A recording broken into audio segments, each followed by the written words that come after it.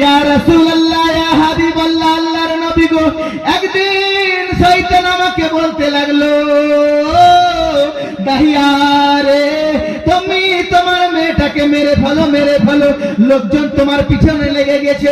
দাহিয়া রে, তোমার মেয়েটাকে যদি তুমি না মারো, লোকজনকে তুমি কি বলবা? লোকজনকে তুমি মক্কা নগরের মানুষকে তুমি কি জবাব দিবা? ইয়া রাসূলুল্লাহ, ইয়া হাবিবাল্লাহ, আল্লাহর নবী গো, আমি মেয়েটাকে এক পাহাড়ের নিচে নিয়ে চলে গেলাম আর পাথরের উপরে বসিয়ে দিলাম।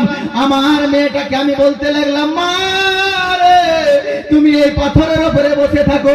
আবার আমি একটা কাটোরা নিলাম, একটা হাতিয়ার নিয়ে, কুদালি নিয়ে আমার একটা গর্ত করতে লাগলাম।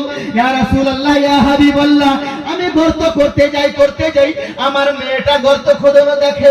আমার মেয়েটা বলে, আব্বা হুজুর গো,